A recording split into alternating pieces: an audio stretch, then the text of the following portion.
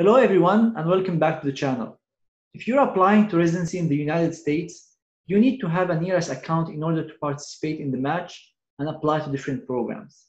In today's video, I'll take you through the creation of an ERAS account and how to request your letters of recommendation for your residency application. I will leave the links for all the websites I'm showing in the description under the video. I want to start with the Association of American Medical Colleges, or AAMC website, which has valuable resources for residency applicants. After you go onto this website, you'll see sign into MyERAS, and you can click on that, which will take you to this screen, and click on login or register for MyERAS. If you already have an account with the AAMC, you can sign in using your username and password, but if you don't have an account yet, you can click on create an account. You will be asked to provide information regarding your education, email address, your name, last name. Make sure that this information is accurate. And before you finalize the account, you need your ERAS token. If you're a US medical student, you'll get your ERAS token usually from your medical school. But if you're an international medical graduate, you need to request your ERAS token from the ECFMG. So if we go to the ECFMG website, you can look here under register for ERAS and click on obtain residency token. If you can see here, it says that if you want to obtain a residency token, you can go to the ECFMG OASIS or my ECFMG mobile app. I will click on obtain residency token to show you the information available here. But if you want to request the token, you have to go to the OASIS or the ECFMG mobile app. I'll take you through the process of requesting the ERAS token through the OASIS. So if we go to the OASIS website, click on go to OASIS, sign in using your USMLE or ECFMG identification number, and also your password. After you do that, you will receive the screen. Your contact information will be here. So if your contact information are not up to date, make sure to update that here. Then you can go to ERAS support services. After you click on that, you will see this screen and click on ERAS residency token.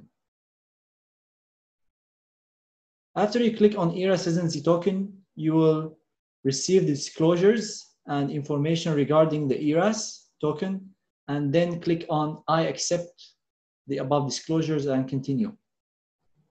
After you click on that, you will be asked to confirm your contact information, your citizenship, and afterwards you will receive the option to pay for the residency token.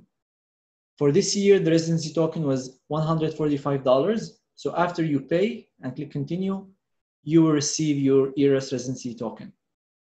And you can copy paste the information available here in your ERAS account.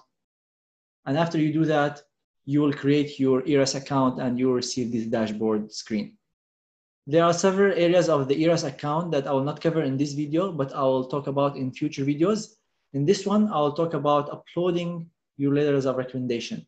So you can go click on the 0 here, upload but not assigned letters of recommendation, and you will receive this screen. In order to request a letter of recommendation, you can click on add new, and then this screen will show up.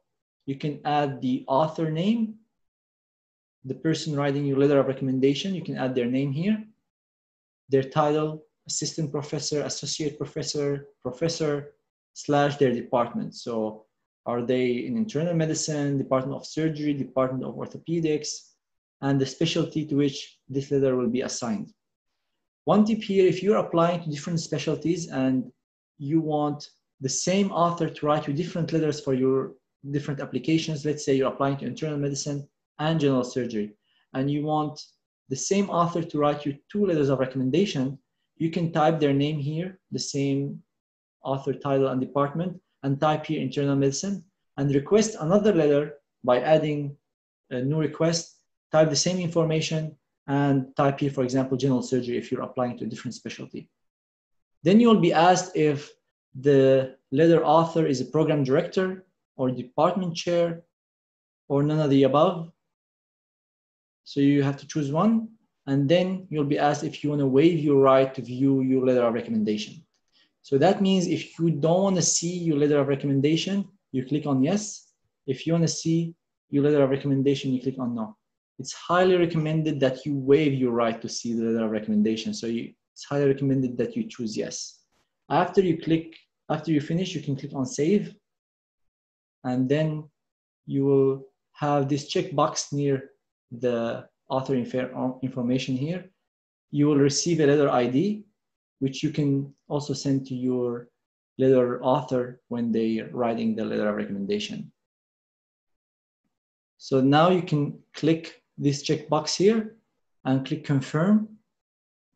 You will have this drop-down list where you can either choose download letter request or email letter request. It's much more convenient to use the email option. And after you click on that, you will have the option to add the author email address and the request message.